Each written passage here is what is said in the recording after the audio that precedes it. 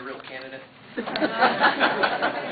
I had to. Anyway, yeah, I agree with a lot of what Janet is saying, and I agree with a lot of, even what Joe Courtney stands for. Bailouts are bad. But I'm the only candidate who's sworn to do something about it under penalty of perjury.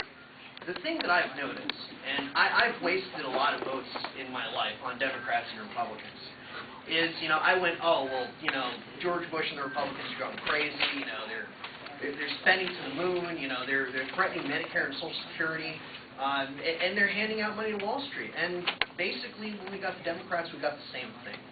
So I'm doing it for two reasons. One, I'm going to prove the point. It's too much. This has gone on for too long. We've actually been losing jobs and our purchasing power since 1973. And as a matter of fact, the economy is a lot worse than people let on.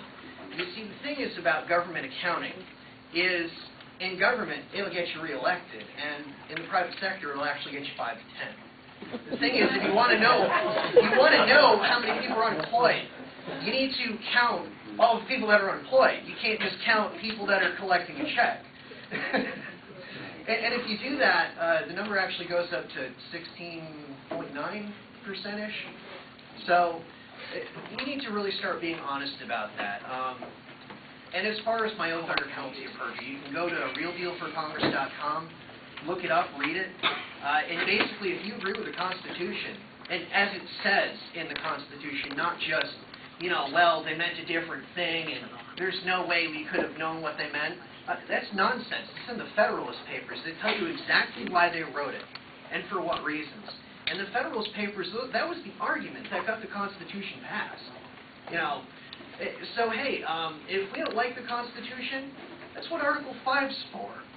But never, under any circumstances, should we just say, oh, we're just going to do it because we need to. We're just going to let the president decide this, let the president decide that, and pass all of these different laws that, give the executive even more power.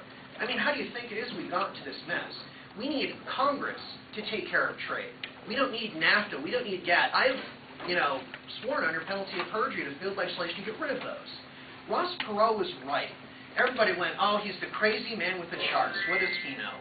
And all these years later, we've heard the sucking sound of those jobs. They're gone. So we need to do something about that. We need to put Congress back in charge of trade. And you know what?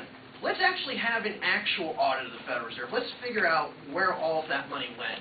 Because honestly, a crisis like the one on Wall Street, the only way that really got started is because the system is just rampant with accounting fraud. And the SEC was asleep at the switch. Congress did nothing. They should have seen. Bernie Madoff.